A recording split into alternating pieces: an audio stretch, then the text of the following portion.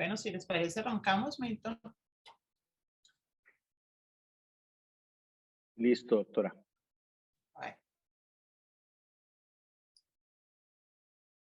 ¿Vamos a grabar? Sí, doctor, ya está grabando. Listo. Dame un segundito.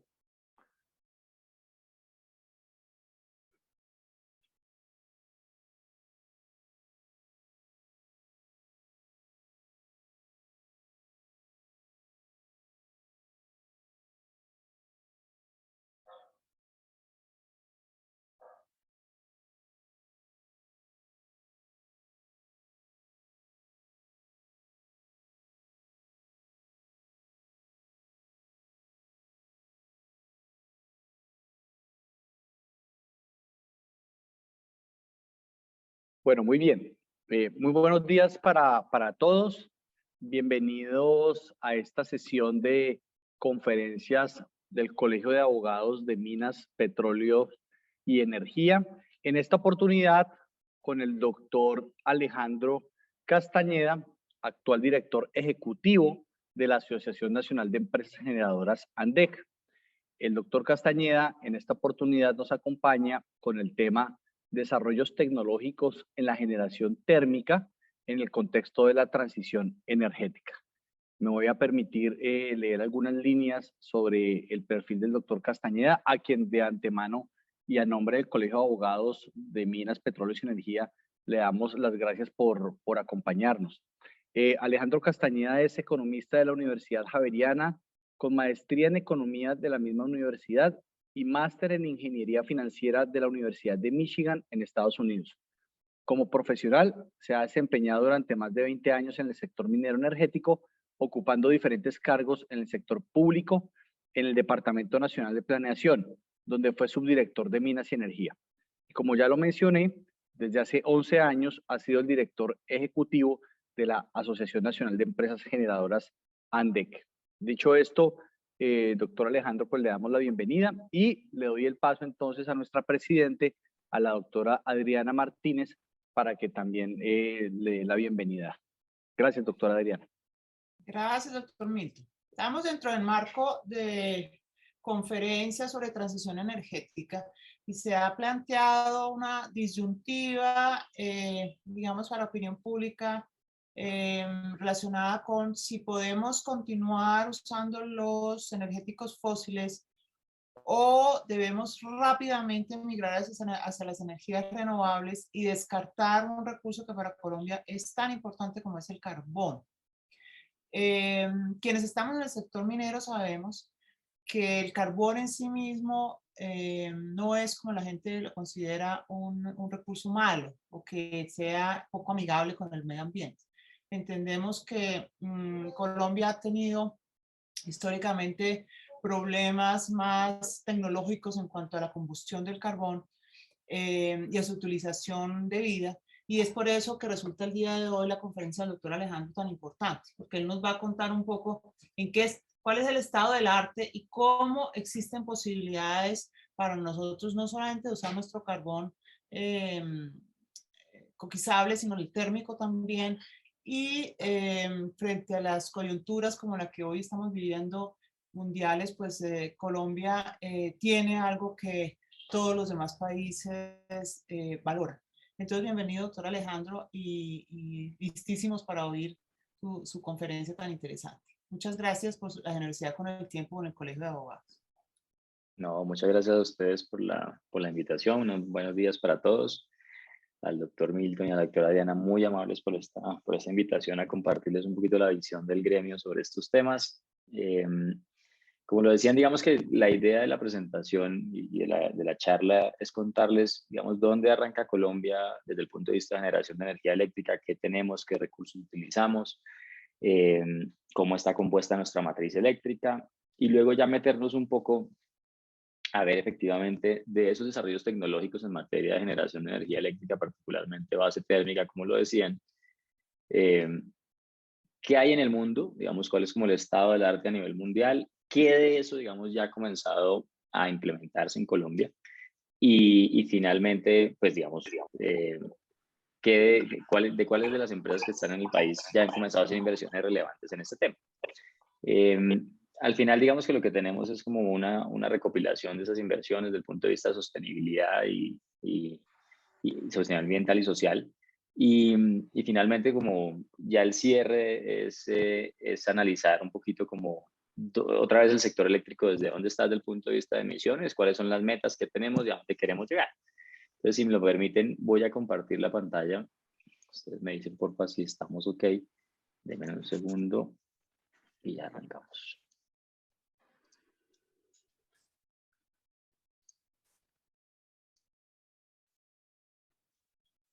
Bueno, a volver la nueva presentación completa.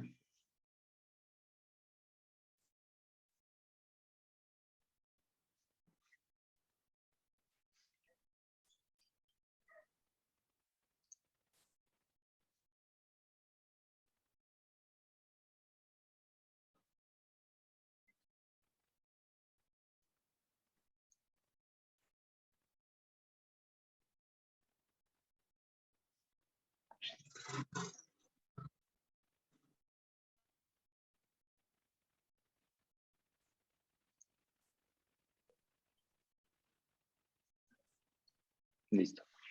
Bueno, como les decían entonces, digamos que el nombre de la charla es el desarrollo tecnológico, desarrollos tecnológicos en la generación térmica, en el contexto obviamente de esta transición energética que tanto se habla y que tanto hemos venido trabajando en estos últimos años. Segundo. Ya.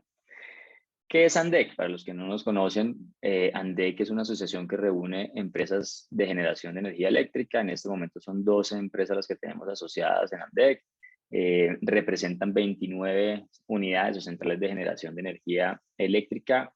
La mayoría de ellas obviamente con generación con fuentes térmicas, básicamente gas, carbón y algunos con combustibles líquidos como respaldo, no como operación en el día a día, sino como un respaldo. Y obviamente son plantas duales estas que utilizan combustibles líquidos. Fue una asociación que fue creada en el año 2010. En términos de energía firme representamos más o menos el 38% del total de la energía firme para el año 21-22, por ejemplo. Y en términos de capacidad, estas térmicas representan más o menos unos 4.023 megavatios, que es casi el 23% del total de capacidad de generación que tenemos en el país. Esos son como los objetivos generales de la asociación. Pues obviamente nuestro objetivo principal es pues, promover medidas que le ayuden al gobierno nacional y a los entes de regulación y control pues, a profundizar obviamente en el mercado eléctrico. ¿Y qué significa profundizar? Pues tener una formación de precios eficientes, lograr una suficiencia económica para los agentes que participan en la cadena y, es muy importante y relevante con la charla que vamos a tener, una sostenibilidad en el tiempo del sector eléctrico y sostenibilidad entendidos de todos los aspectos. ¿Cuáles son las empresas que hacen parte de ANDEC? Estas son las empresas que están asociadas en este momento: Termotasajero, GESELCA, Gensa, Termomechero, Prime Energía, Proeléctrica, Sochagota, Termobarranquilla, Termocandelaria, Termoencali, Prime Energía, con Termovalle, la de arriba es Termoflores, y Termoyopal. Estas son las empresas que hacen parte de la asociación. Y este es, digamos, como ya el mapeo de dónde están ubicadas la mayoría de ellas. Fíjense ustedes que mucha de la generación térmica que nosotros tenemos en el país, la gran mayoría está ubicada en la región Caribe. Y por el otro lado, pues tenemos ubicadas, digamos, las que utilizan carbón en el norte de Santander, Córdoba, Boyacá, y algunas en el interior del país, hacia el valle, y en los llanos orientales que están en Termoyopal y Termomechero. La asociación también, digamos, que tiene una relación importante con la academia. Nosotros somos miembros activos de la iniciativa de energía de MIT ya desde el año 2011, llevamos varios años con ellos. Pues obviamente la idea de estas relaciones es poder tener al gremio pues a la vanguardia y conocimiento de todo lo que está pasando en diferentes aspectos en los ámbitos de generación de energía eléctrica. También relacionamiento con algunos organismos internacionales y nacionales, pues, con el Servicio Geológico Colombiano, con Fenalcarbón, y a nivel internacional pues con el WEC, con la Agencia Internacional de Energía y con el Centro Internacional de Carbono Sostenible. Perdón. Ahora ya entrando en materia, digamos que me gustaría como partir, como les decía, de dónde estamos a nivel de matriz de generación en Colombia. Si ustedes se fijan, digamos que con corte a 2021, el 67% del total de la capacidad de generación nuestra está basada pues, en fuentes hídricas, y esto, digamos, para que ustedes lo tengan ahí hacia adelante, vamos a ver ya el tema de emisiones, particularmente hablando del sector eléctrico. Entonces, una de las razones por las cuales somos bajos desde el punto de vista de emisiones de CO2 en el sector eléctrico es porque tenemos una matriz muy limpia. Como les digo, contamos con el 67% con fuentes hídricas. Con gas tenemos un 15%, con carbón cerca de casi un 10%, y digamos con otros combustibles como CPM, combustóleo, que son combustibles líquidos, más o menos un 6%. Con biomasa solar y eólica, que son renovables, tenemos cerca de un 2%, ya casi un 2% pasadito. Entonces, digamos que esta es la matriz con la que contamos hoy en día. Y es bien importante, digamos, mencionar allí algo que ya hablábamos al comienzo. Nosotros lo que hemos dicho siempre desde la asociación es que, pues, digamos, el problema en últimas no es la utilización de un combustible o no. El problema, digamos, que estamos teniendo con el tema de cambio climático y todos los compromisos que se tienen hacia adelante es la emisión como tal. Y pues muy importante, como lo vamos a ver ahora, qué tipo de tecnología utilizo yo para poder hacer un buen uso del combustible. En el lado derecho, lo que ven uno en este pie es que en un año normal, digamos un año como el del año 2021, que tuvimos una muy buena hidrología, más o menos un 75%, bueno, el año pasado fue un 75%, la generación hidráulica, es decir, la energía que se produjo para atender la demanda representó un 75% la generación hidráulica. Y la térmica solamente se utilizó un 22%, la biomasa solar y eólica cerca de un 2%. Esto, digamos, como les decía, es importante decirlo porque pese a que nuestra matriz, pues digamos que la hidráulica pesa bastante, en un año con mucha lluvia, pues la generación de energía eléctrica es aún más grande con fuente renovable como es la fuente hidráulica. La térmica, como lo vamos a ver adelante, pues da un respaldo y un soporte en ciertas situaciones, y ya las vamos a entrar a analizar.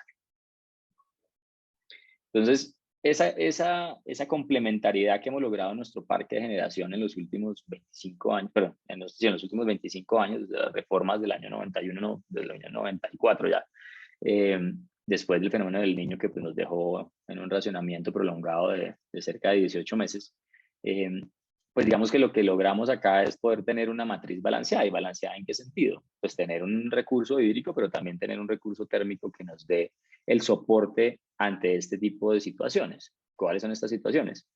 Digamos que en la gráfica izquierda, lo que uno ve es como ese túnel de comportamiento de la reserva hídrica, es decir, del nivel de embalse que tenemos en el país, donde obviamente la parte de abajo es la parte extrema, la parte donde se han presentado sequías más fuertes y los niveles de embalse más bajos, y en la parte superior pues los niveles obviamente pues más altos que se han presentado. Entonces fíjense, hoy en día, que es la línea azul, pues estamos en el medio del túnel, pero en el año 2020, sin ser un año niño, tuvimos una situación, digamos, bastante crítica, y es que en el primer semestre de ese año llegamos a niveles de embalse hacia el mes de abril, los más bajos que hemos tenido en la historia, del orden del 32%, lo cual pues obviamente nos hace, como decíamos, vulnerables desde el punto de vista de tener únicamente un recurso hídrico si no tuviéramos el lado térmico. Entonces, lo que sucede en ese tipo de situaciones es que la generación térmica es la que está allí para aportar esas bajadas. En este momento, digamos que no se está viendo una situación de Niño, por lo menos en este año, lo que resta de este año. La probabilidad más alta sigue siendo de niña para el primer semestre, y luego para el siguiente semestre se tiene ya un cambio hacia tendencias neutras, es decir, digamos un segundo semestre neutral, lo cual digamos que nos da cierta tranquilidad para este año. Entonces, digamos, ya viendo esta serie del lado izquierdo desde el año 2012 hasta el 2022, fíjense ustedes que en los años, por ejemplo, el año 2015-16, que fue el fenómeno del Niño que tuvimos muy fuerte, y después en el año 2020, ahí es donde se evidencia esa complementariedad. Cuando yo no tengo la generación desde el punto de vista hídrico y comienzo, digamos, a tener que almacenar agua, a tener que guardar agua porque sé que viene un verano fuerte, ahí es donde entra la térmica a aportar su capacidad de generación. En este momento, digamos, que fue el año, digamos, el mes en el cual más se ha aportado generación térmica al sistema, la generación térmica alcanzó niveles del 55% de lo que consumíamos en el país en ese momento. Entonces, como les digo, esa complementariedad y esa firmeza que se logra con esquemas como el cargo por confiabilidad y la energía firme, pues nos permite sobrepasar estos momentos tan críticos. Ahí simplemente recordarles que en ese año países como Ecuador, Brasil, tuvieron momentos de racionamiento y momentos extremos por la sequía que vivimos en ese momento. Como les mencionaba anteriormente, la otra situación, digamos, donde la térmica aportó más o menos niveles como el 35% del total de la generación y de lo que consume la demanda fue previo al inicio, bueno, perdón, ya arrancando pues la pandemia y los aislamientos que fue en los meses de marzo, abril y mayo de 2019, perdón, de 2020. Y ahí pues obviamente la térmica logró aportar con su capacidad de generación a esos niveles bajos de embalse y a esos puntos, digamos, bajos de generación desde el lado hídrico. Ya digamos que la gráfica de la derecha muestra un poquito es cómo se comporta en las 24 horas del día nuestra curva de demanda. Fíjense ustedes que todavía, digamos, tenemos como un pico alto pues, de generación hacia la punta en la noche. Durante el día, digamos que sube y se muestra un poquito esa demanda durante el día. Y durante la noche, obviamente, es la parte más baja que tenemos. Entonces, simplemente para decirles acá, miren, la demanda punta, la demanda pico que tenemos en algún momento del día está cercana a los 10.000 gigas, a los 10 gigas, perdón. Lo cual digamos que nos muestra hoy en día que tenemos un excedente de capacidad cercano como al 60%. Y obviamente pues allí esquemas como el cargo por confiabilidad lo que permiten es poder tener ese excedente, es decir, pues hay un 60% de la generación no va a estar generando en el día a día, entonces pues se necesita tener este tipo de esquemas para que las plantas puedan estar allí disponibles cuando el sistema las requiere. Esto digamos que es un poquito ya más detallado en los últimos 2 años la generación con las diferentes fuentes, entonces digamos que ahí como para que ustedes lo tengan claro, en la parte de abajo está la generación a carbón, que representa una generación digamos que más constante que la generación un poquito más constante que la generación a gas, que tiene unas volatilidades un poquito mayores. Que la generación con gas es esta que está aquí en un verde claro, luego en un verde más oscuro es la generación con gas natural importado, aquel que llega por Cartagena. Luego tenemos unas punticas muy chiquitas aquí en colores oscuros que son las de los combustibles fósiles, que básicamente esos son momentos muy puntuales donde se utilizan estos combustibles líquidos, perdónenme, como la CPM, el combustóleo y demás. Y ya comienza a verse, por ejemplo, combustibles renovables en cierta medida hacia el final ya de estos últimos años, como son pues, generación solar y con bagazo. Ya digamos que mirando lo térmico puntualmente, pues digamos que la generación promedio en el 2020, perdón un segundo, el 2020 al 2022, que es la misma gráfica anterior, pues allá vemos cómo se comporta. Digamos que normalmente el gas representa un poquito más de la mitad, qué pena con ustedes, representa un poquito más de la mitad de esa generación térmica, y el carbón pues en cierta medida aporta bastante también a esa generación. ¿Por qué el gas lo estamos utilizando más hoy en día? Y básicamente es un tema de restricciones eléctricas. ¿Qué significa una restricción eléctrica? Que cuando yo no soy capaz de llevar la energía eléctrica que producen las hidroeléctricas a ciertas regiones del país, pues me toca en esas regiones prender las plantas que están en esa zona. Y como les mostraba yo en el mapa inicial, la región Caribe es la que más sufre de estas restricciones de poder llevar la energía que se genera con fuente hídrica hacia la región Caribe por las restricciones en la línea de transmisión. Entonces se tiene que tener una generación in situ que está mayoritariamente basada en gas natural. Por eso, digamos que el gas es mucho más constante en términos de generación que el carbón. Aquí lo vemos ya desde el punto de vista de consumo de combustibles. Entonces fíjense que obviamente varía y es volátil. Por ejemplo, en los meses en los cuales Les mencionaba anteriormente del primer trimestre de 2020, cuando tuvimos esos niveles bajos de embalse, pues obviamente el consumo térmico subió bastante. En esos momentos, pues digamos que la planta de regasificación del Caribe jugó un rol muy, muy importante en ese consumo. Pero normalmente y en promedio, por ejemplo, en el año 2022 se consumieron en promedio unos 220 gigabtu, de gas natural, lo cual representa cerca de un 20% del total del consumo nacional. Y obviamente siendo las térmicas el mayor consumidor de gas natural en el país en este momento. Desde el lado del carbón, lo que podemos ver es que en 2022 se ha tenido un consumo promedio de unos 340.000 toneladas mes. Esto obviamente es variable, es volátil, como lo ven ustedes en la gráfica. Y hay, digamos que dos condiciones ahí bien importantes desde el punto de vista de precio que se están viendo. Desde el año pasado, finales de 2021, pues obviamente por todo el tema de contexto internacional y los precios de commodities hacia arriba por la necesidad de Europa de consumir mayores combustibles fósiles ante la disminución en la generación con fuentes renovables que se han ido presentando en el último año.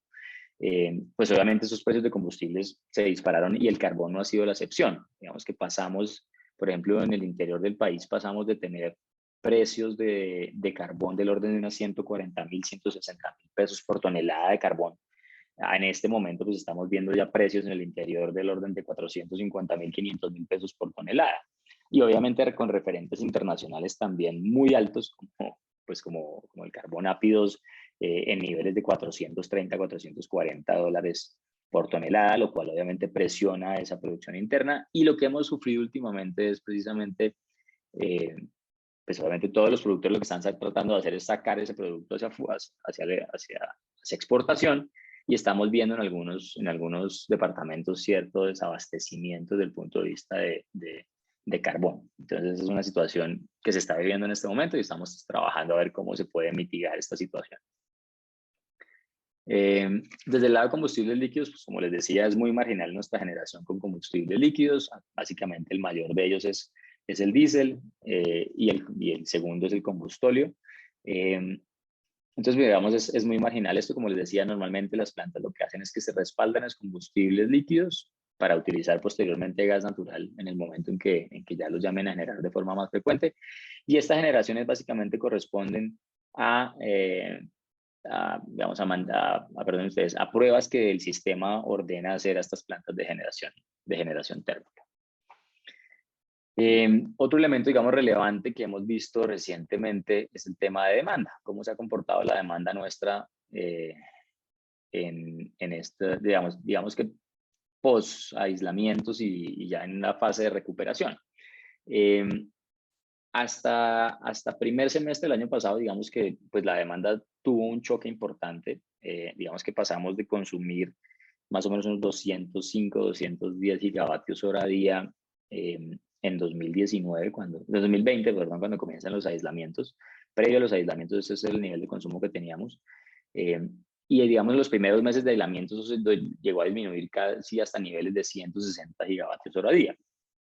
Que son estos niveles que se ven aquí abajo, unos 170 gigavatios hora día. Posteriormente, pues obviamente viene toda la fase de recuperación, otra vez de apertura de la economía, etcétera, etcétera. Pero un tema importante es lo que se ha visto en el segundo semestre del año pasado, y es que se está creciendo incluso por encima. Tuvimos unos 4 meses seguidos donde estuvimos creciendo por encima de lo que proyecta la Unidad de Planeación Mineroenergética como escenario alto de consumo, que este escenario alto de consumo se revisó el año pasado en julio. Entonces estamos viendo eso.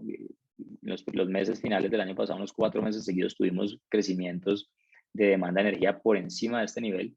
Ya hoy en día estamos muy cerca del escenario alto, estamos entre el escenario medio y el escenario alto de proyección, y siguen siendo crecimientos bien importantes. Digamos, cuando analiza ya uno de estos desde el punto de vista regional, lo que ve es que regiones como la región Caribe pues tienen unos crecimientos mucho más altos que los del interior del país. Esto ya es un tema de precio de bolsa, que básicamente lo que nos muestra es cómo las diferentes tecnologías ofertan su energía al sistema.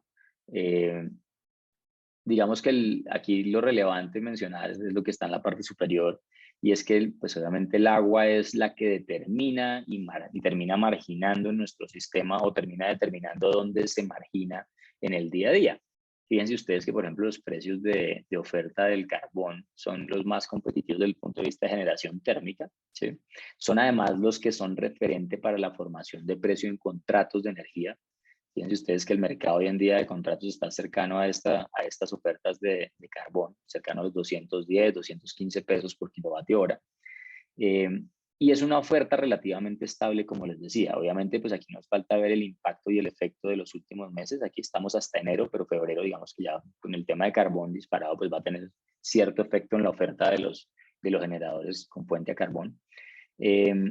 Luego viene un tema de mezcla, que básicamente eso es algunas plantas que utilizan carbón y gas, que ahorita lo vamos a ver más detenidamente. Luego viene el gas como tal. Fíjense ustedes cómo ha venido creciendo. Digamos que el gas tiene un efecto mucho más rápido desde el punto de vista de transmisión de precio, pues por el tema obviamente de la importación de gas a través de la planta de regasificación de Cartagena.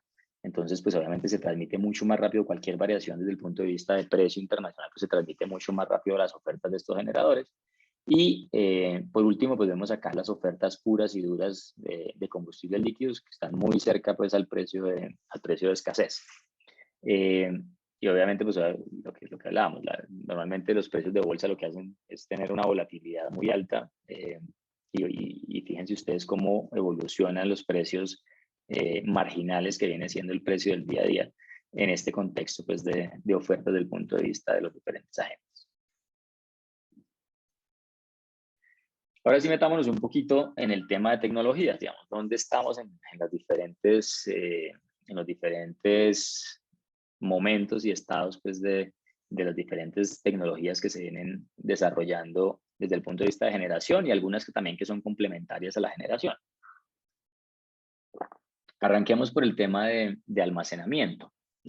Pues, ¿qué es el almacenamiento? Pues básicamente lo que busca hacer el almacenamiento es poder dar, digamos, flexibilidad y ser muy rápido en la respuesta a las necesidades que tiene la red eléctrica. Es decir, si yo logro tener un esquema de baterías lo suficientemente robusto e importante en un sistema, pues lo que yo logro es estabilizar esos movimientos que se dan en la generación, particularmente en la generación con fuentes renovables, que es bastante variable. Y esto es lo que me da como esa posibilidad de poder mitigar las variaciones. Entonces, pues nos da un respaldo y una confiabilidad de la red. Nos permite, por ejemplo, desde el punto de vista de generación, si yo, por ejemplo, soy una planta carbón, si ustedes lo conocen, pero una planta carbón tiene unas rampas de entrada, una entrada que es larga mientras la caldera se calienta y ya logra estar a punto. Tienen rampas que duran entre 6 y 8 horas para entrar. Entonces, algunos de ellos, y ya hay un ejemplo, ahorita lo vamos a ver adelante, en Termosipa, Termotasajero también ya está analizando el tema. Cuando se complementa, por ejemplo, la tecnología carbón, que tiene estas entradas largas, con una generación, con un almacenamiento, lo que tú haces es que estas rampas de entrada y salida sean mucho más rápido. Entonces, si la red me requiere que yo responda más ágilmente a esas variaciones, pues yo voy a ser capaz de hacerlo. Si no la tengo, pues como les digo, estas rampas pueden tardar 6, 8 horas mientras la planta está a punto para subir y para generar. También nos da un aumento de disponibilidad y despachabilidad, nos permite también prestar servicios auxiliares, que son los servicios complementarios que se prestan en la red de generación, amortiguación de volatilidad de carga, frecuencia, gestión de congestión, etc. Nos permite ser más eficientes y da también una reducción desde el punto de vista de emisiones, y básicamente es por la disminución del consumo del combustible. Y nos permite tener una potencia instalada adicional al sistema. Es decir, si yo tengo una capacidad de almacenamiento, yo soy capaz de poder aumentar la capacidad de generación que tiene mi planta en el día a día. En el lado derecho, básicamente lo que vemos es dónde está esto desde el punto de vista de precios, arrancando, digamos, por la parte, lo que está en azul en esta barra, que son básicamente los diferentes momentos del mercado. Pues el mercado final de atención a usuario final, los temas, digamos, ya de fotovoltaicos más almacenamiento, que son como ya la complementariedad de las dos tecnologías para poder participar en la red, y desde el lado de transmisión y distribución, en los diferentes, digamos, tamaños y capacidades que tienen estos esquemas. Entonces, fíjense ustedes que el más relevante, que es este, que es esa complementariedad entre fotovoltaico y almacenamiento para generación, pues ya cada vez se vuelve más competitivo, digamos, en niveles entre 85 y $158 por megavatio instalado como costo nivelado. Entonces, cada vez lo que espera uno es que esto siga bajando, que siga siendo cada vez más competitivo para lograr una masificación más grande en los sistemas. Lo otro, digamos que es la parte gris, obviamente tiene unos costos más altos, también por escala. Fíjense ustedes que en la medida que la escala va bajando, pues los costos son superiores.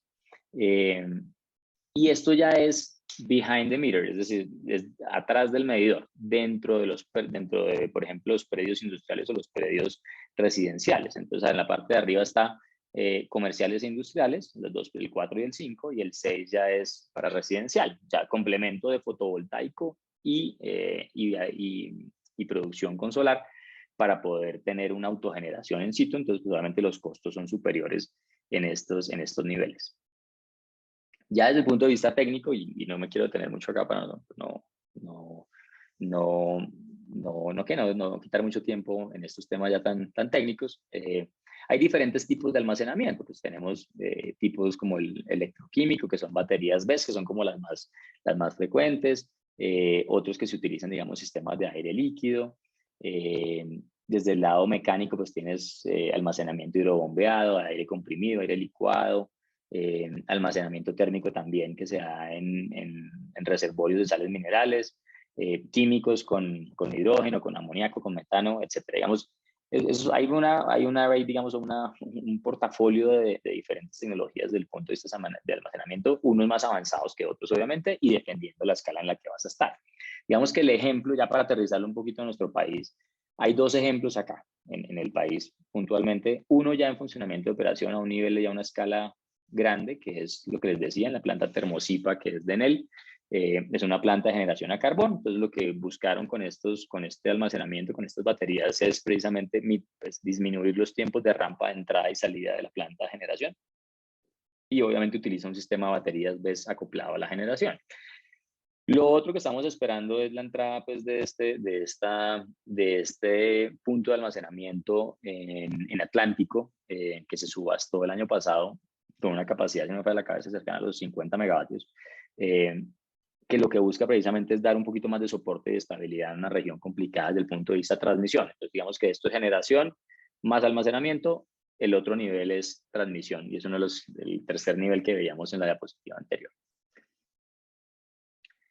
Hidrógeno, digamos que de hidrógeno se habla mucho hoy en día. El hidrógeno, digamos que es un elemento transversal a todo el tema, no solamente de generación, sino también industrial. Hoy en día Colombia, digamos que ya tiene como una hoja de ruta de implementación del tema de hidrógeno.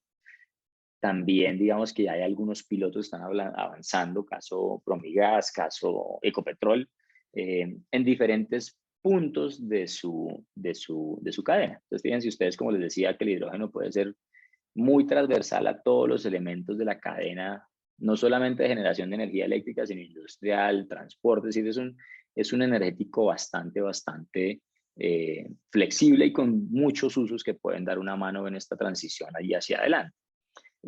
¿Cuáles son como algunas características que tiene el hidrógeno? Pues obviamente es un elemento altamente combustible que tiene un rol, como lo hemos definido, como se define, pues, y es que puede ser pivotal en esta transición, como les decía, por estar o por poder hacer parte de cualquiera de estos elementos de la cadena.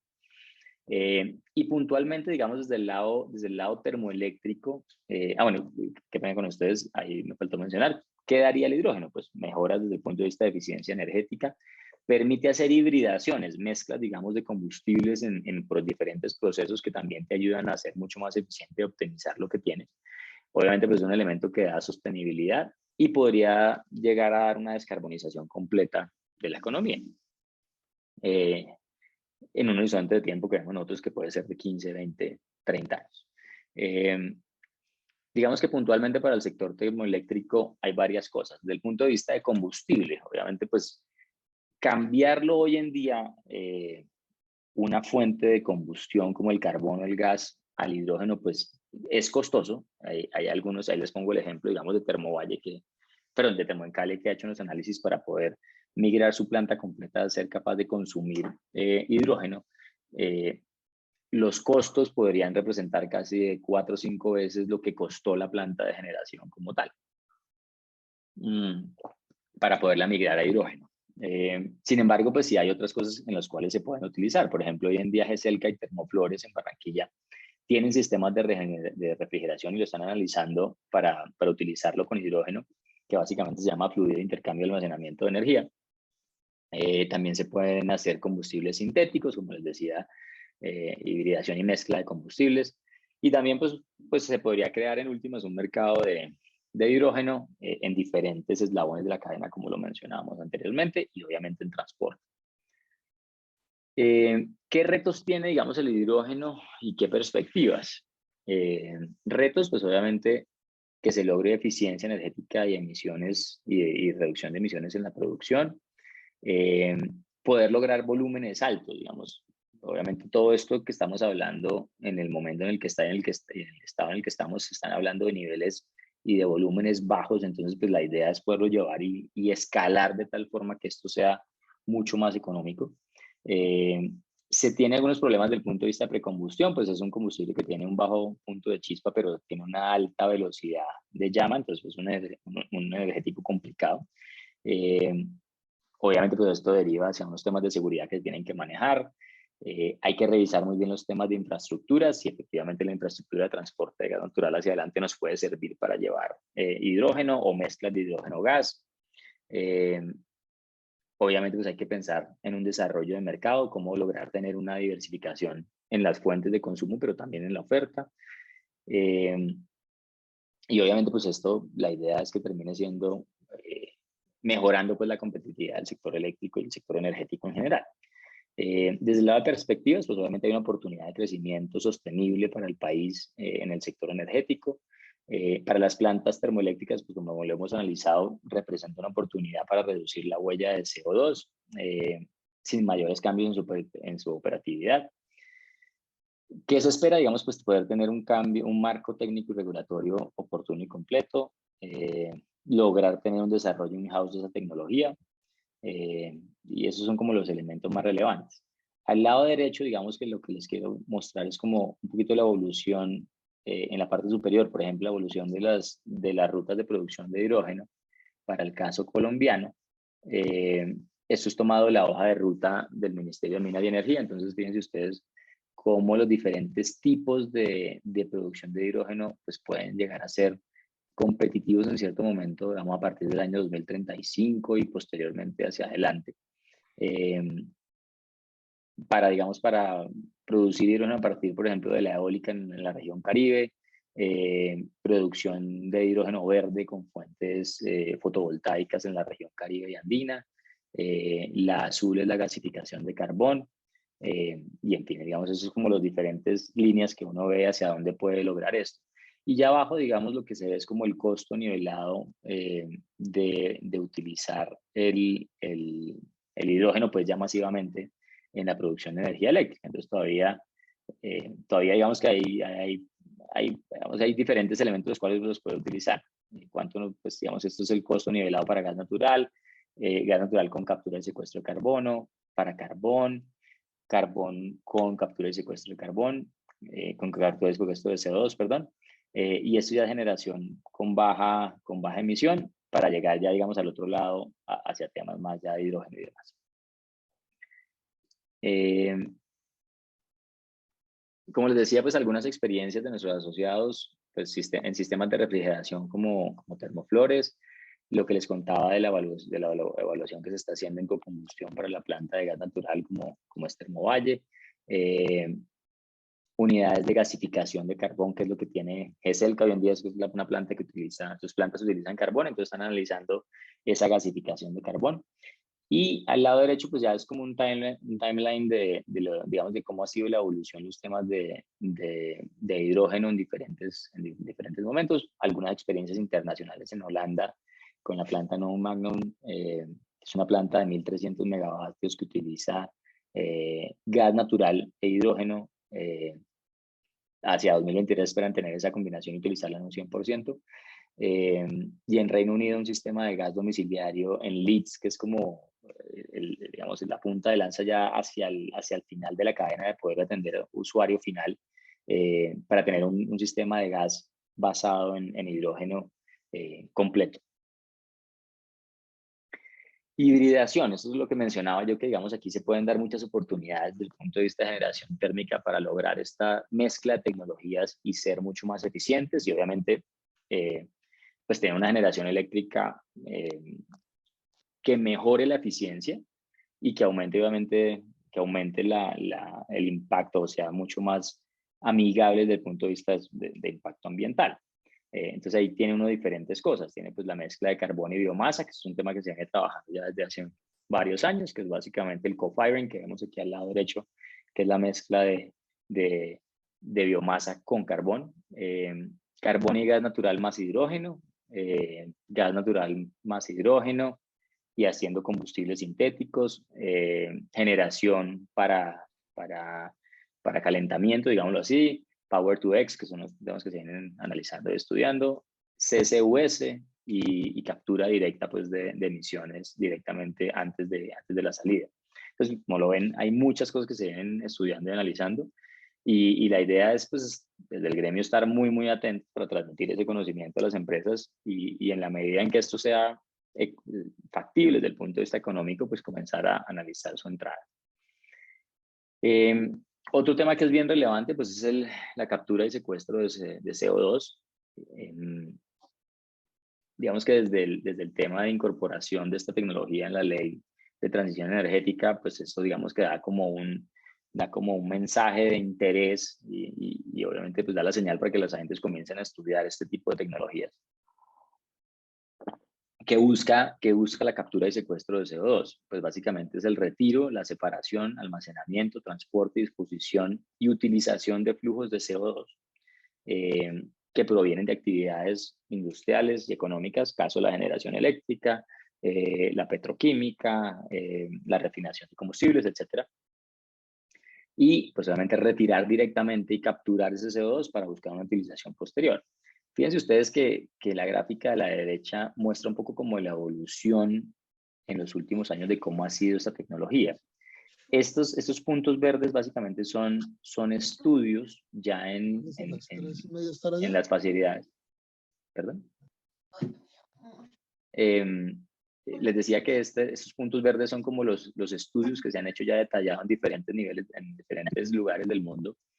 Hoy en día hay dos plantas que están en operación, que son Boundary Dam y Petranova, que son ya, digamos, como les digo, facilidades que están operando y que están funcionando, donde lo que se ve es obviamente una disminución, particularmente en el tema de Petranova, de los costos de esta tecnología, los costos de captura, y ya, digamos que una siguiente fase, una siguiente línea, que son pues nuevas facilidades, nuevos desarrollos, después del año 25 y hacia adelante, que tendrían ya unos costos de esa captura cercanos a los $40 por tonelada. Digamos que ya comienza a ser un poco más atractivo, sobre todo en países desarrollados en tecnología, para la segunda parte de esta década en la que estamos. ¿Cuáles son como las oportunidades que se ven? Pues clarísimo, si uno logra tener captura y secuestro de CO2, pues lograría unas reducciones importantes en el largo plazo desde el punto de vista de emisiones. La EIA estima que si esto se desarrolla podríamos estar capturando el 25% de las emisiones a nivel mundial. Obviamente pues el sector eléctrico es uno de los drivers importantes en este sentido, donde lograría hacia 2070 pues lograr tener pues un 25% de esa captura total de emisiones y la separación de esos 40% plantas a carbón y 30% plantas a gas. ¿Qué otras oportunidades se tienen desde las plantas termoeléctricas? Pues digamos que da una confiabilidad, se lograría poder dar una confiabilidad a la red y a los sistemas eléctricos con muy bajas emisiones, pues obviamente mejorando la competitividad ambiental, con una mayor expectativa de vida útil. Es decir, pues si yo soy capaz de poder vincular esa tecnología hoy en día a las plantas que tenemos, pues obviamente la discusión es distinta. Yo soy capaz de decir, mire, yo soy carbón neutral hacia adelante y podría lograrlo. Y pues también, obviamente, densificar y utilizar de mejor forma esos combustibles sintéticos basados en hidrógeno. digamos que qué temas tiene la captura y secuestro de CO2. Digamos que donde se ha logrado desarrollar y probar o estudiar, pues digamos que no hace mucho sentido hacer una captura y secuestro de CO2 para una planta de generación sola, ¿sí? Sino que se necesitan, digamos, como unos clústeres industriales, como les decía, petroquímica, refinería, bueno, en fin, procesos industriales que utilicen y que tengan emisiones altas, que adicionalmente tengan, o el tema de petróleo y gas también ahí asociado. Y pues obviamente que tenga también allí la generación eléctrica para poder capturarla y de inmediatamente después de esa captura buscar una utilización y un uso importante.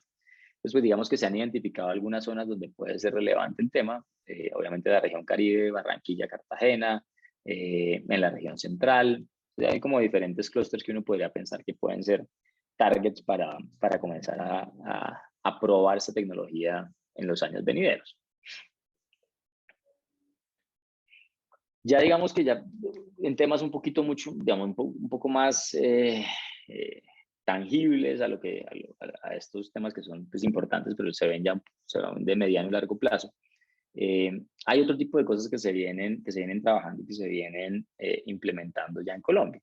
Entonces, pues, ¿qué busca esto? Ya son tecnologías mucho más aterrizadas a los procesos puntuales en la generación térmica, que lo que te buscan es, uno, mejorar eficiencia, para poder generar pues, la misma energía por lo menos con un menor consumo de combustible. Entonces, pues esto termina siendo eficiencia y obviamente se traduce en menores emisiones frente a la energía que yo estoy entregando. Entonces, ¿qué se ve allí? Tecnologías, por ejemplo, de alta eficiencia y baja emisión, que normalmente estas tecnologías están asociadas mucho al tema de carbón. Los cierres de ciclos, los motores de alta eficiencia y flexibilidad, las repotenciaciones o overhauls mayores, mantenimientos de elementos mayores como la turbina, el compresor, el generador, etcétera, etcétera. Los equipos auxiliares, la automatización y control y configuraciones de aumento de flexibilidad. En el lado derecho, digamos que vemos allí 3 ejemplos. Uno, por ejemplo, desde el punto de vista de motores de alta eficiencia. En Colombia han logrado entrar un par de plantas con motores que tienen una eficiencia muy, muy alta. Lo que hace esto es obviamente pues tener una mayor producción de energía con un menor consumo de combustible, caso Termomechero, Termonorte, que ya son plantas que están en operación. Fíjense ustedes el otro elemento que es básicamente el cierre de ciclo de Termocandelaria. Eso es un tema bien importante porque Termocandelaria es una planta que hoy en día tiene una capacidad de más o menos unos 350 megavatios instalados y va a subir su capacidad a casi 600, a unos 560 megavatios de capacidad instalada. Y ahí el elemento fundamental es que va a ser con el mismo combustible, es decir, vamos a ser capaces de tener mucho más energía con el mismo combustible que está utilizando la planta actualmente. Adicionalmente, pues tienen unos sistemas de última tecnología como la refrigeración. Ustedes ven allí en planta un sistema de refrigeración bastante avanzado. En Termopaipa, por ejemplo, pues hay repotenciación de turbinas, termotasajero también. Entonces, esos ya son temas mucho más aterrizados que el mensaje aquí es que las plantas pues no se quedan quietos, digamos, ellos siguen invirtiendo recursos muy, muy importantes para mantener sus plantas pues solamente con la confiabilidad que requiere el país, pero también pensando en este largo plazo. Algunas experiencias, como les decía, pues el cierre de ciclo de Termocandelaria, los cambios de sistema de arranque, que básicamente Gensa logró cambiar su sistema de arranque de diésel hacia GLP, logrando pues disminución del punto de vista de emisiones, aumento de eficiencia en la planta de Prime Termoflores, que fue uno de los proyectos que participó en el cargo por confiabilidad en 2019 y logró aumentar su capacidad en 40 megavatios, más o menos un 20% de la capacidad actual que tiene la planta. El cierre de ciclo de Termovalle, el overhaul de termotasajero, el desollinado de calderas, la optimización de procesos de combustión, etcétera, etcétera. Digamos aquí, esos ya son pues, elementos, como les digo, ya mucho más tangibles y que se han venido desarrollando. En términos de carbón, y que era lo que mencionaba anteriormente, las tecnologías de high efficiency, low emissions, pues básicamente lo que buscan estas tecnologías es poder utilizar el carbón, que era uno de los temas que tocaba Adriana al comienzo, y es, pues, ¿qué vamos a hacer con el carbón que tenemos? Fíjense ustedes que el contexto internacional nos está mostrando que los países europeos que habían comenzado ya el decommissioning y el cierre de plantas a carbón, están volviendo a abrirlas, volviendo a utilizarlas, pues por toda la coyuntura, no solamente de precios, pero también por el tema del conflicto Ucrania-Rusia y la dependencia que tienen ellos desde el punto de vista de gas proveniente de Rusia. Entonces, pues, nosotros creemos que sí que hay un espacio todavía para el carbón importante, bien sea para generación directa o como lo veíamos anteriormente para gasificación de ese carbón. Y existe hoy en día la tecnología. Fíjense ustedes cómo las diferentes etapas, desde el subcrítico hasta el supercrítico, siguiendo el ultra supercrítico y hasta el avanzado, pues obviamente lo que hace es mejorar la eficiencia, que es lo que está en la parte inferior, en el eje de las X, cuánto mejora la eficiencia en cada una de las tecnologías y adicionalmente cuánto se logra disminuir sus emisiones de CO2 de gramo por kilovatio hora hasta niveles cercanos a los 600 gramos por kilovatio hora. Obviamente, digamos que en Colombia, pues, nosotros estamos todavía en tecnologías subcríticas con unos procesos de captura, o de captura no, pero sí de procesos, digamos, de filtros que disminuyen este nivel. Pero la idea hacia adelante es si vamos a hacer un uso del carbón, pues deberíamos hacerlo de buena manera, de una muy buena forma. Y existe la tecnología para hacerlo.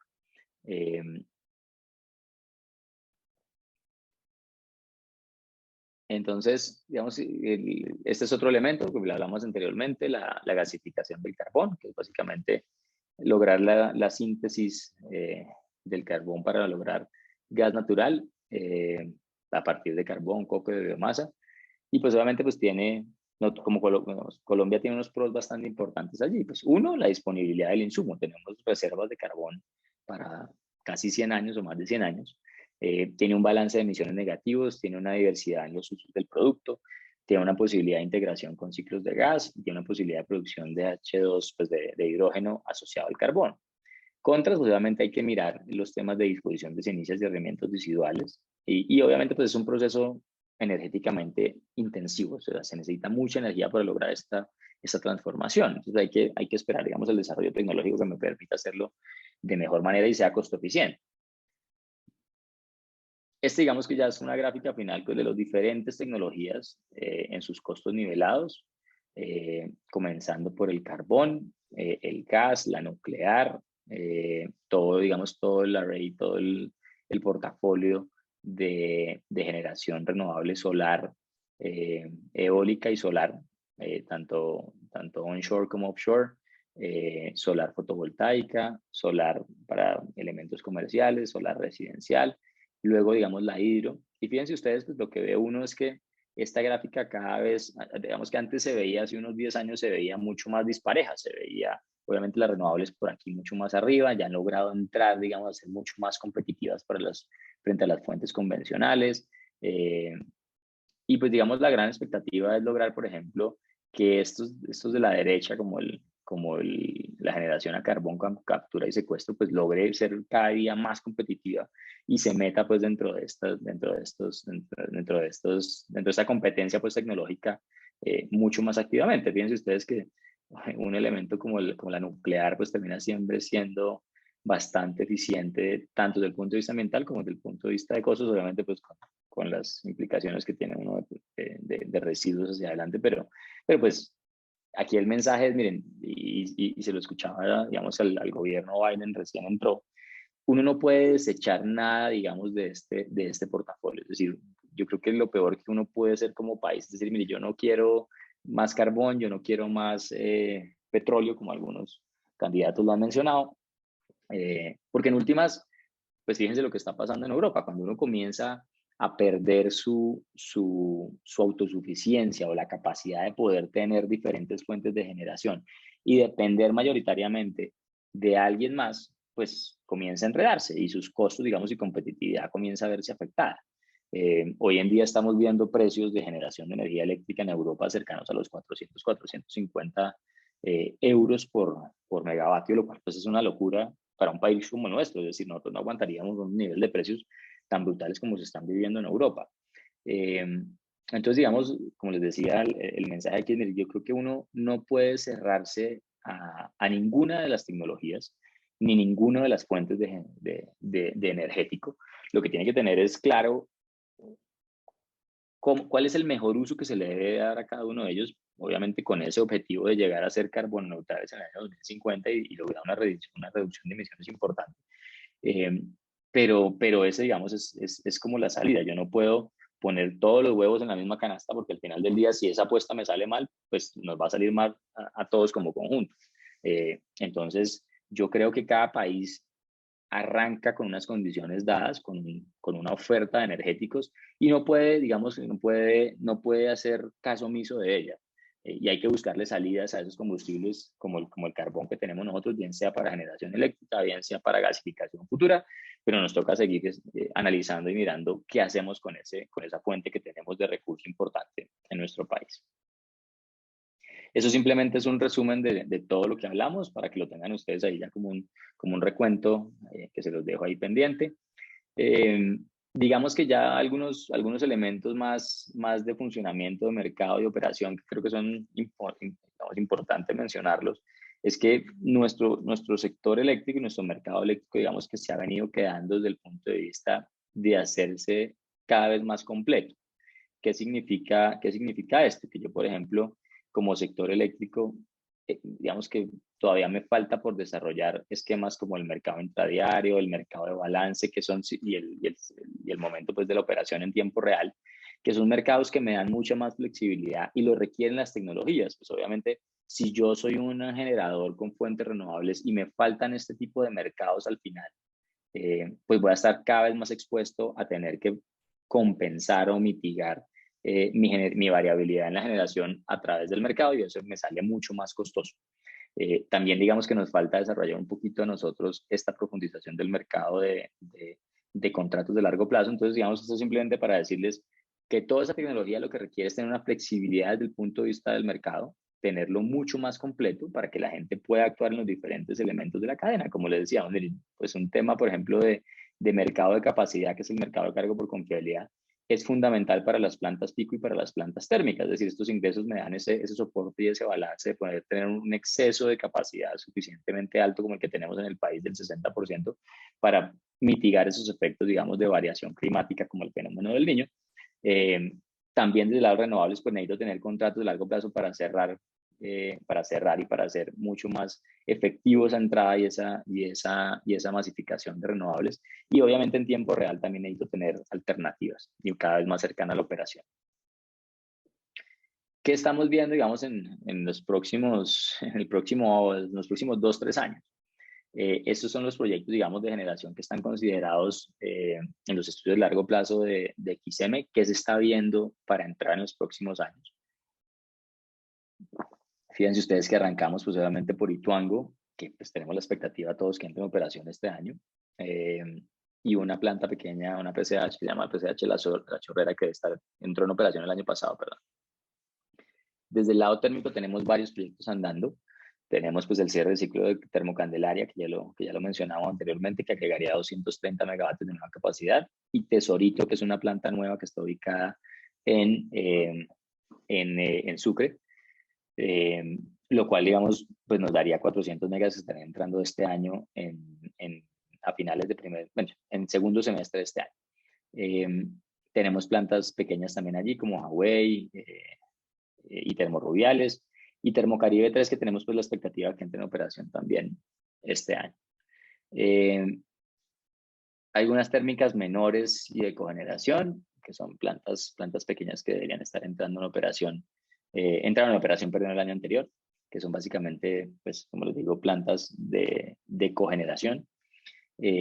Solar, digamos que la expectativa es que todo este solar entre en operación en 2022-2023, más o menos 540 megavatios. Y la eólica, pues que lo estamos viendo una posible entrada hacia 2023, más o menos con unos 1.500 megas de nueva capacidad. Esto nos llevaría a tener un parque de generación cercano a los 20.000 megavatios, a los 20 gigas de capacidad de generación, lo cual nos daría pues robustez para poder enfrentar futuros crecimientos de demanda. Esto, digamos que con esto estaríamos tranquilos nosotros desde el punto de vista de generación de energía más o menos hasta el año 2024. Como lo hablábamos anteriormente, la demanda viene creciendo de forma considerable y ya el balance se vuelve muy cercano a cero, es decir, cualquier excedente se desaparece más o menos hacia el año 2025-2026, por lo cual nosotros lo que le hemos dicho al gobierno es que ya estamos a tiempo y estamos en mora de abrir una nueva subasta de cargo por confiabilidad para buscar esta expansión del parque de generación. Esto pues obviamente es el detalle ya de los proyectos de las subastas de energía renovable, la segunda y la tercera, que lo que se espera es que entre en operación 1.365 megavatios por parte de la segunda subasta, pues que fue la exitosa, la primera no salió asignada. Y la subasta del año pasado, la expectativa es que se logre entrar más o menos unos 800 megavatios. Hay algunas complicaciones allí con varios de sus proyectos. Yo creo que esa tercera subasta del año pasado ha generado más complicaciones de los beneficios que se han logrado, porque básicamente la primera parte de esta subasta, que fue la subasta, pues la subasta normal entre la oferta y la demanda, se logró el cierre más o menos de unos 500 megavatios, con unos precios promedio más o menos de unos 145, 150 pesos por kilovatio hora, obviamente más serie, más esto nos pone en contratos más o menos de unos 210, 215 pesos. Pero la segunda parte, que es la que está un poquito enredada, que son los 300 megavatios adicionales, esa parte, digamos que ha sido muy difícil el cierre de esos contratos, obviamente porque los agentes, pues, terminó saliendo unos precios mucho más altos, cercanos a los 170 pesos por kilovatio hora, lo cual pues nos da precios de contrato por encima de los que se está viendo en el mercado actualmente para los años 24 hacia adelante. Entonces, pues ahí, digamos, ahí tenemos una problemática con los 300 megas y no sabemos si finalmente van a tener cierre o no. Eso simplemente se los dejo allí como información general, y es que se necesita pues para desarrollar un proyecto de generación, pues análisis financieros, hay que pues partir obviamente de base de restricciones ambientales y sociales, tienen que hacerse estudios de prefactibilidad, y un tema muy importante que se ha vuelto complicado es el tema de las líneas de conexión. Cada vez está más complicado y más apretado tener, digamos, disposición sí, que haya disponible capacidad para poder conectar proyectos de generación, lo cual digamos que se viene trabajando con gobierno a través de la resolución 75 que salió el año anterior.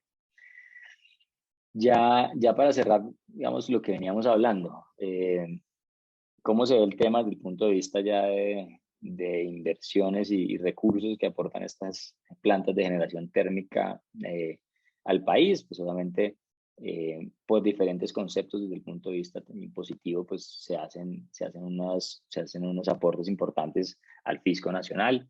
Desde el lado de transferencias, el sector eléctrica en 2020 transfirió al sector ambiental cerca de 66.000 millones, lo cual pues, es relevante dentro de los recursos que tiene el sector ambiental para su uso.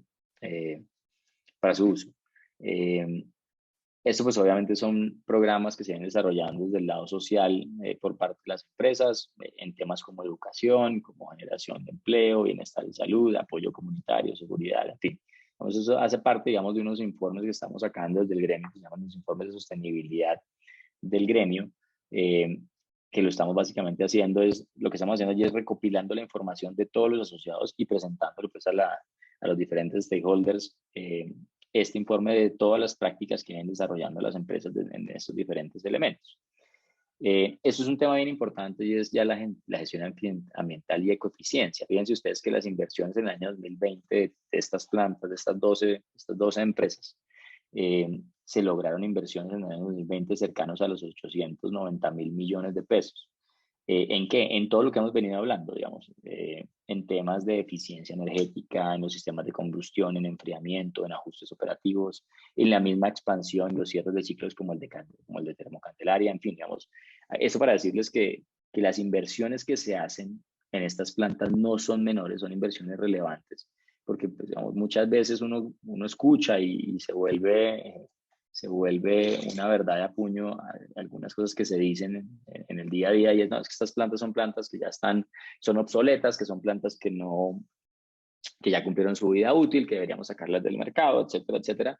Pero fíjense ustedes que eso no es cierto. Es decir, una planta constantemente está invirtiendo, constantemente está haciendo unas inversiones muy, muy fuertes para cambiar precisamente sus procesos, para cambiar sus sistemas y poder estar, digamos, a punto y cumpliendo en el país desde el punto de vista de generación eléctrica. Ya para ir cerrando, esta es la gráfica que muestra un poco el tema de las emisiones desde los diferentes sectores. Fíjense ustedes que el sector eléctrico aporta únicamente el 8% del total, el 8-9% del total de las emisiones de CO2 que tiene el país. Nuestro mayor sector en términos de emisiones es el sector de deforestación y agrícola. Entonces, esto para decirles, miren, el sector eléctrico viene haciendo todos estos temas de transición energética de una forma intensa, de una forma fuerte, pero pues hay que ser sinceros, nosotros no somos el principal problema desde el punto de vista de emisiones. Es más, para el año 2030, que se busca la reducción del 50% del total de las emisiones de CO2, sectorialmente, si uno se pone a ver el sector eléctrico, ya con lo que se hizo desde el punto de vista del ingreso, más bien, si logramos cumplir con el ingreso del 10% renovables, más Ituango, más estas expansiones que estamos viendo, más todas las inversiones que vienen dando desde el punto de vista de eficiencia y sostenibilidad, ya hoy en día estaríamos cumpliendo. Entonces, ese es el nivel en el que estamos en el lado del sector eléctrico. Estos son pues ya el detalle de cuáles son como las gestiones que se hacen desde el punto de vista de inversión en temas ambientales. Un tema bien relevante es que estas plantas de generación vienen haciendo inversiones bien importantes desde el punto de vista de reforestación. Es decir, si yo emito, pues yo tengo varias alternativas. O mitigo mi emisión de CO2, o la compenso, o busco formas, digamos, como esta de hacer una captura de CO2 a través de reforestación, que también me da esa mitigación. Y eso pues terminar con esta frase sobre la transición energética que creo que entra muy bien en estos momentos de discusión política en la que estamos, y es que pues esto es, digamos, la transición es un camino que hay que caminar hacia una transformación del sector eléctrico buscando o con el objetivo de llegar a una carbono neutralidad, en nuestro caso hacia 2050. En el fondo está la necesidad de reducir las emisiones de CO2 relacionadas con la energía para limitar el cambio climático, lo que les decía anteriormente. Creo que el problema no son las emisiones, el problema son las emisiones, el problema no es el combustible.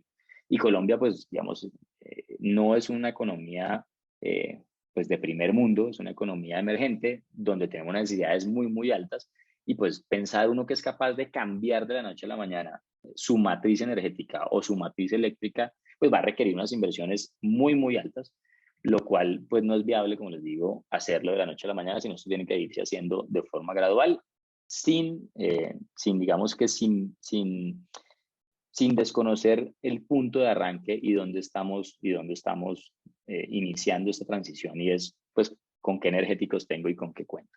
Entonces pues esto es lo que tenía yo para contarles. Espero que haya sido interesante para ustedes escuchar esta historia de la tecnología y del estado pues de nuestro sector eléctrico. Quedo atento si tienen alguna pregunta para podérsela resolver.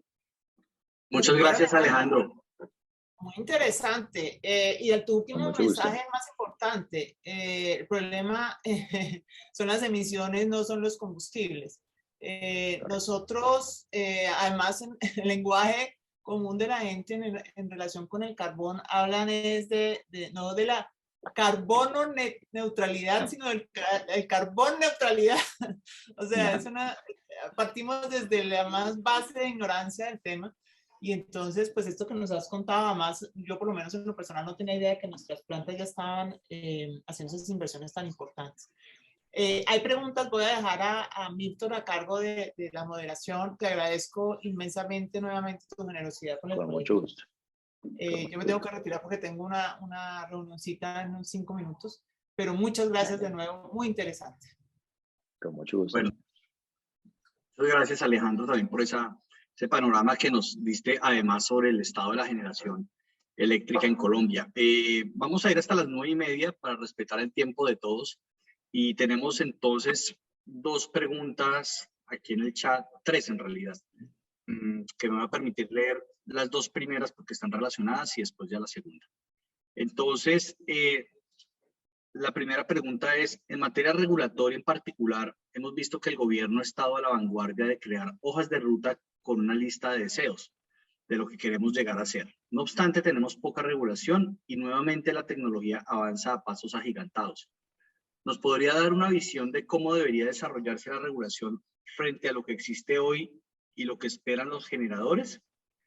Y en línea con la pregunta anterior, desde el punto de vista de la región de América Latina, ¿cómo está Colombia en el marco regulatorio versus los demás países y en la parte técnica? Ok, sí, digamos que creo que las hojas de ruta, pues digamos, pues no tienen el detalle que uno esperaría, es decir, son básicamente unas guías sobre las cuales espera uno que el país se desarrolle hacia adelante en los diferentes energéticos. Entonces, pues tenemos ahí el tema de la ruta, de la hoja de ruta al hidrógeno, tenemos la hoja de ruta de la generación offshore, con fuente eólica, en fin, tenemos una hoja de ruta del carbón también que se viene trabajando desde el Viceministerio de Minas. Hay muchas hojas de ruta, tienes toda la razón en eso. Yo creo que aquí vale la pena es como mirar efectivamente qué se está dando desde el punto de vista de incentivos y qué le falta a la regulación. Entonces, desde el punto de vista de incentivos, yo creo que hay un muy buen mensaje que fue la Ley de Transición Energética, la 2099 del año pasado, porque ya ahí digamos que se materializan efectivamente esos incentivos.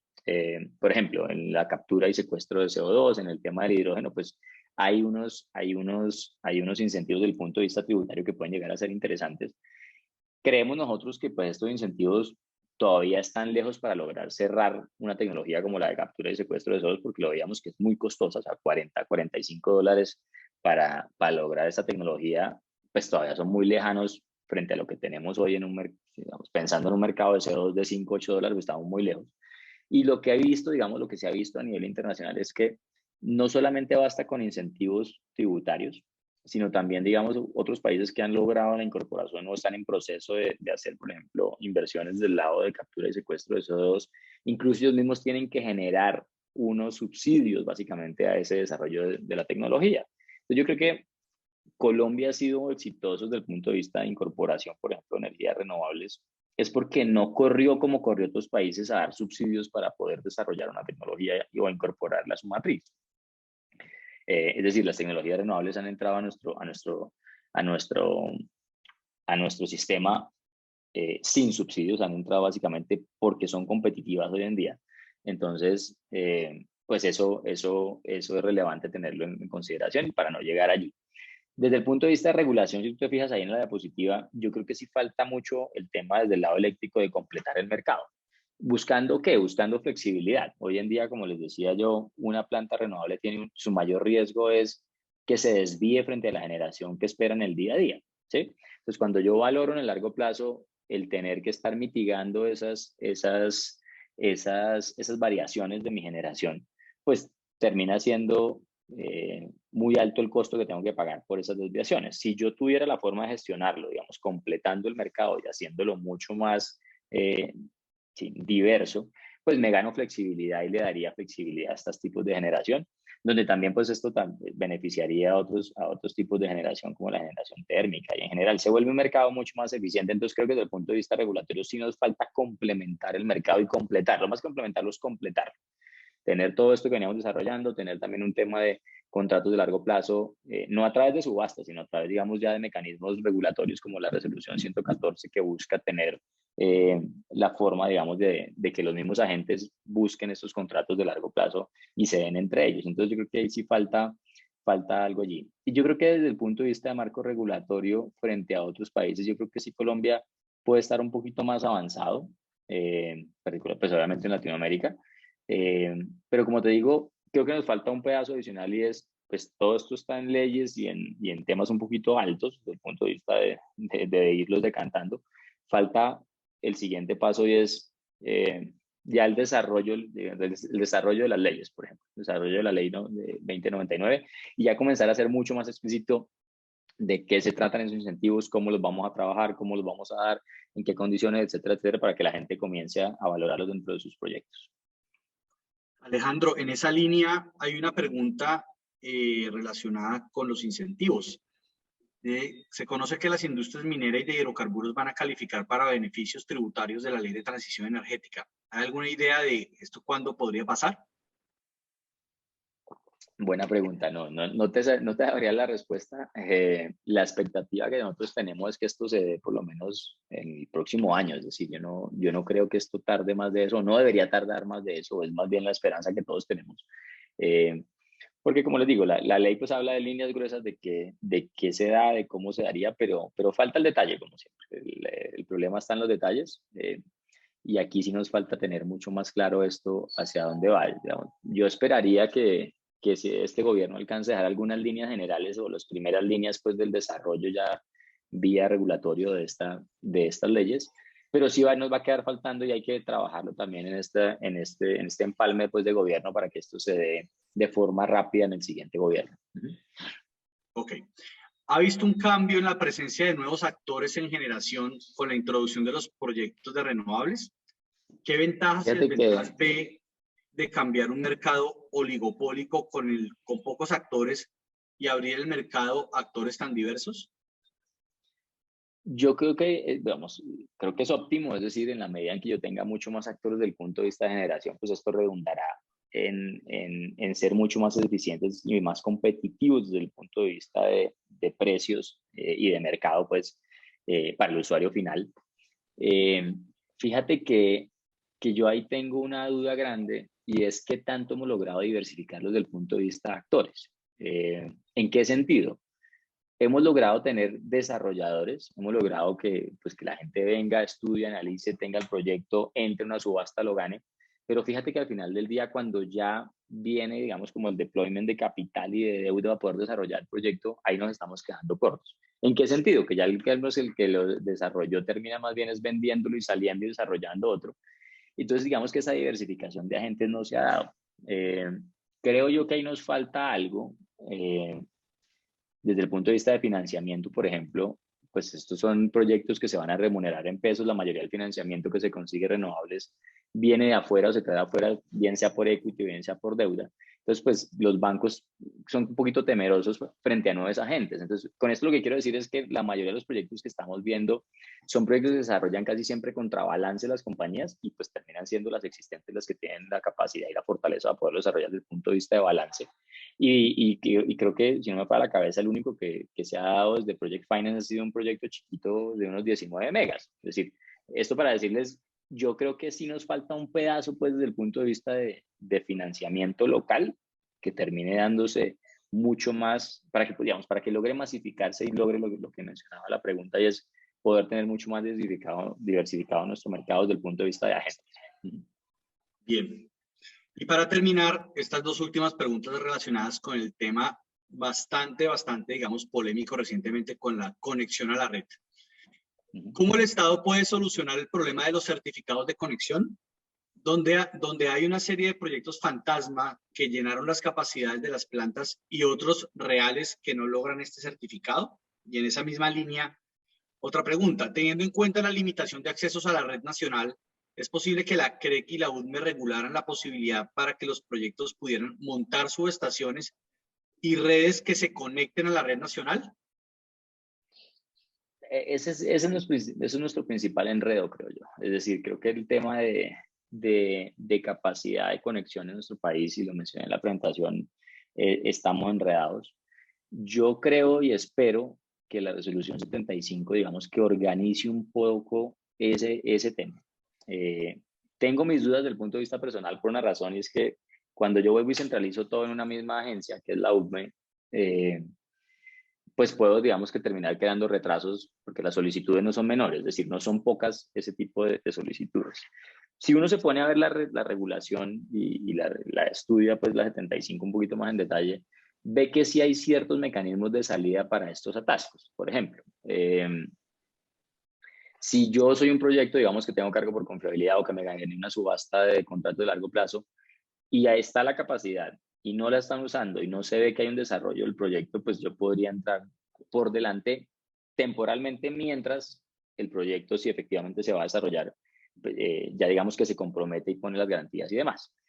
Como te digo, yo creo que hay mecanismos allí que pueden ser relevantes. ¿Qué creo que le quedó faltando a esas 75 desde el punto de vista ya de hacerlo mucho más dinámica? Creo que le faltó un poquito más de diente. Creo que le faltó un poquito más de, sí, un poquito más de diente para que la UME pudiera, digamos que, gestionar un poco más rápido esos mecanismos pues, creados en la 75. Entonces yo creería que la 75 sí te puede dar una mano, pero no puede ser, digamos, como el final del camino. Yo creo que nos toca seguir estudiando el tema y seguirlo profundizando para poder tener un mecanismo que sea idóneo y rápido y fácil, pues, frente a todo este crecimiento que estamos esperando que se dé. Bueno, Alejandro, pues nada más nos resta agradecerte. Son las 9:30, entonces tiempo cumplido. De nuevo, a nombre del colegio y de nuestra presidenta, la doctora Adriana, muchísimas gracias por esta presentación. Y también, pues, manifestarle en DEC que el colegio pues, está también a sus órdenes, tiene las puertas abiertas para cualquier tipo de colaboración o cualquier tipo de espacio que deseen. Acá bienvenidos. No, pues Milton, muchas gracias a ustedes, en serio, ya Adriana que ya salió, pero muy agradecido por la invitación, muchas gracias por ponerse a disposición nuestra también. Yo creo que hay muchos temas que podemos trabajar en conjunto y ojalá lo logremos hacer, que hay muchas cosas por hacer. Entonces, nuevamente, muy agradecido por la invitación y espero pues que la charla haya sido interesante para ustedes. Les voy a enviar la presentación en PDF para que la tengan, si necesitan alguna cosa, algún dato, pues ahí están mi teléfono de contacto y estamos hablando. Sí, señor. Muchas gracias. Muchas gracias, Alejandro. Feliz mañana a todos. Muchas gracias. Un buen día para todos. Que estén bien. Gracias, muy bueno todo, gentil, muy amables. Gracias a todos, un feliz día.